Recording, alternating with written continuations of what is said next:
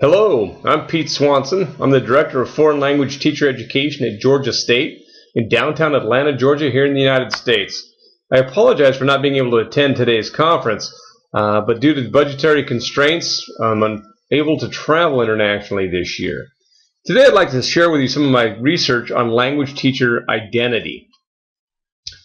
Depending on the literature that you read, there's different factors associated with the shortage, but they're very similar. Such as in Canada, for example, there's 4 basic factors that they have found to be associated with the teacher shortage. First and foremost are those task-related issues such as classroom management and working conditions.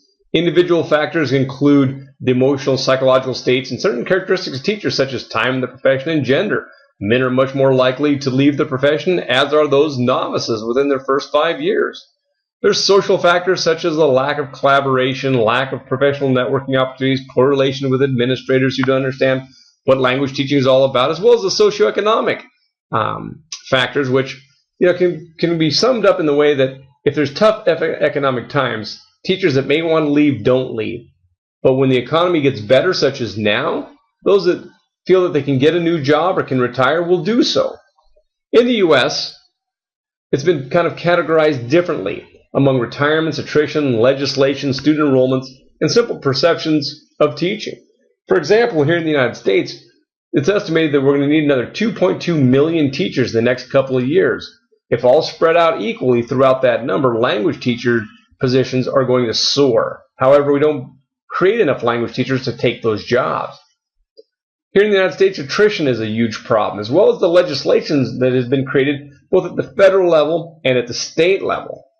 Student enrollments are up, which means we're getting bigger classrooms, which make it harder to manage for teachers, especially novice teachers, and that's causing some people to leave the profession, as well as the perceptions of teaching in general. Some seem to feel that teaching is just a dead-end job.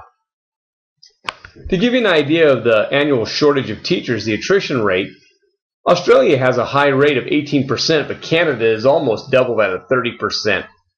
The UK is at 44%, and the United States, in about the first 3 years, 50% of the teachers leave the job.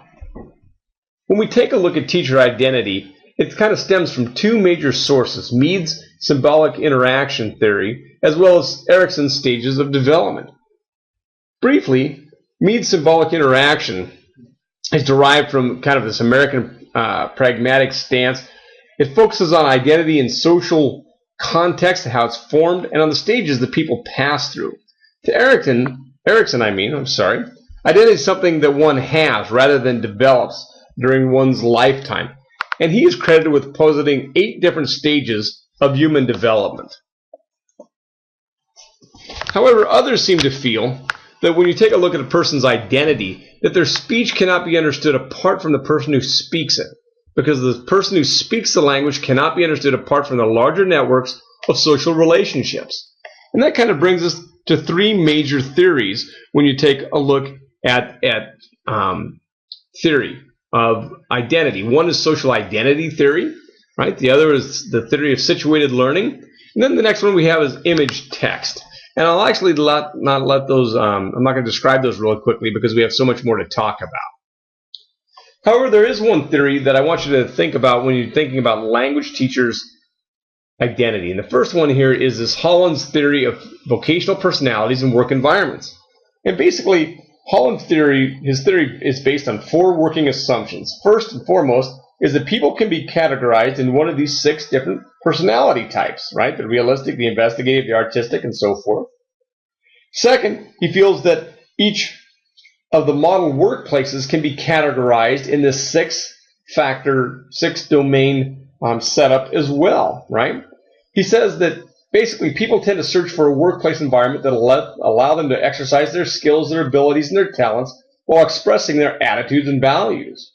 And his final assumption rests on the notion that behavior is determined by an interaction between the personality and the environment, in which to do that, he has set up kind of what he calls the Holland hexagon that you see here.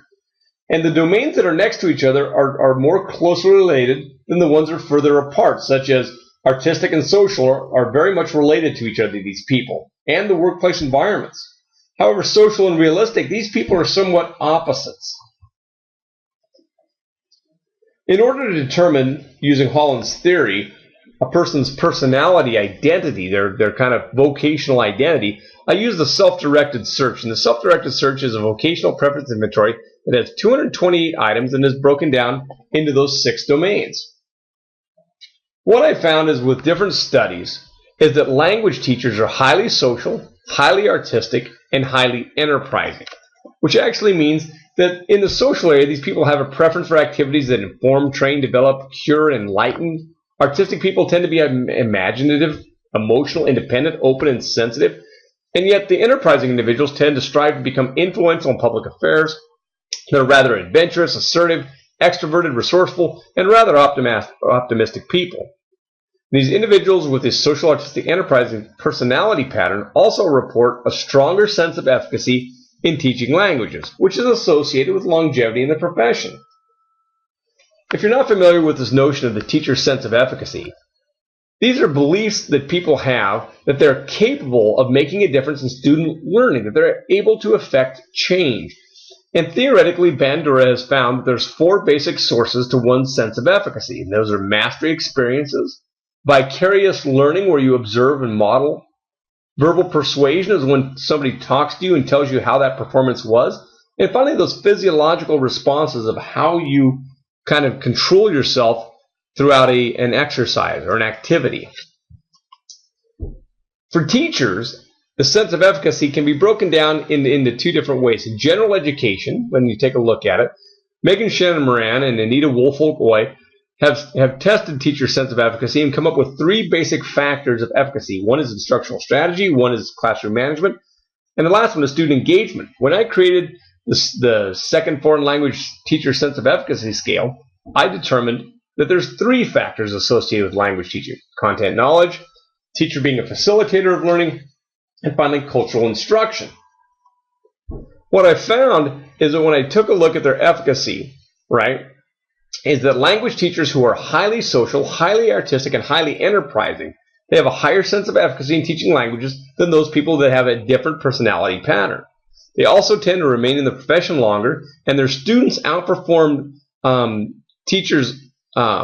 students of teachers with a lower sense of efficacy on the National Spanish exam. And what I've done is I've given you some citations as I work my way through the presentation here today, and there'll be some more at the end as well. Basically, also what I've found when I'm looking at personality patterns, their identity, and the skills that these second foreign language teachers have, I've looked into coping skills. And I conducted another study in which I gave the self-directed search as well as a coping skill survey to teachers, and then brought the data together and found out that language teachers who have this personality pattern, have this identity as social, artistic, and enterprising, they have stronger and better coping skill than those of other personality patterns, and they also tend to remain in the profession longer. Taking a look at teachers' sense of humor is another characteristic that's very important. It's always been theoretically known that if you have a better sense of humor, you seem to do better occupationally. Well, Thorson and Powell in 1993 conducted a studies to figure out if humor is truly a unidimensional idea or if it's a multidimensional idea. And they found out, when they developed their multidimensional sense of humor scale, that there's 4 factors that account for a person's sense of humor. The recognition of oneself as being humorous, the recognition of others' humor, an appreciation of humor, and coping humor. When I ran some studies last year taking a look at teachers' characteristics and how their students do on the National Spanish exams, I measured the Spanish teachers' perceived sense of humor using this scale. And I also got data from the organization that gives this test of this National Spanish exam. Okay? If you're not familiar with the Spanish exams, the mission of the National Spanish exams is to recognize student achievement and promote language proficiency in the study of Spanish. They're online assessments. They're probably most widely used because they're relatively inexpensive, and they measure achievement in a couple different ways. They measure achievement in what they call vocabulary and grammar knowledge, as well as proficiency in reading and listening. What I did is I took the data and I broke it down into people, as far as the teachers go, into having a low sense of humor, moderately low, moderately high, and high. And I compared the teachers' scores on the sense of humor scale from the high to the low, and I looked at their students' scores on the National Spanish exam using a MANOVA. Okay?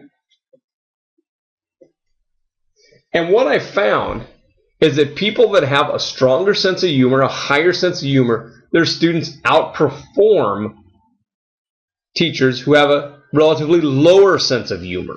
And I'll let you just take a look at this chart real quick, this table, just so you can get an idea. Because some of these gains are impressive to where you're looking at means here, and this is like a 200-point total. People in the first quarter here that have a lower sense of humor, and this is perception, their students scored on average 103 points. Well, people that have, the teachers that had a stronger sense of reported humor, their students did a lot better on the exam, which is a 30-point difference, which is rather dramatic, right? When you take a look, and this is of course on the humor production and social uses of humor sub-scale there, but when you take a look at humor appreciation, people that appear to appreciate humor, the students do 34 points better on this test. And the total exam score, you're looking at a 400-point total exam. Each section, achievement and proficiency, have 200 points respectively. I did the same thing with teachers' sense of efficacy and found the same type of thing. People that feel that they can affect change in the classroom, their students just do a lot better on these exams. Basically, what I'm finding is that language teachers with a personality pattern for teaching are more highly confident, they have better coping skills, they're able to enjoy the content much more, and they can lower the students' affective filters, meaning that they're able to have a less anxiety-filled learning environment. And they improve achievement for their students more than the individuals that do not have this social, artistic, and enterprising pattern. I've given you a little bit of additional reading here so that you can get an understanding of what it is that I'm talking about here, because in 15 minutes it's really difficult to talk about all of this research and summate it all. And so I've given you some of John Holland's work. I've given you a list of some of the articles that I've worked on as far as this teacher identity has gone. And then if you have any questions at all, since I'm unable to be there today, I'd love to Skype with you or just exchange emails with you. And you see my email down at the bottom here. And basically, I've been taking a look at various aspects of language teacher identity, and I believe that certain people have this personality pattern, and they seem to outperform others. In a recent book that was published of mine last year, it's entitled Identifying and Recruiting Language Teachers. It's a research-based approach that talks about this in more depth. I'm not trying to sell my book. I'm just simply trying to say that if you're looking for a resource to understand this a little bit better, there's one out there to help you a little bit more than just taking a look at the individual articles that I've listed there for you. Basically, if you have any questions, I'd love to answer them. You can feel free to email me, and perhaps we could even Skype one of these days. Again, I apologize for being unable to attend the conference. It sounded like a lot of fun. I wish I would have been able to come and join you in Ireland. It had been a fantastic trip. I wish you a fantastic conference and safe travels home after the conference. Thank you, and goodbye.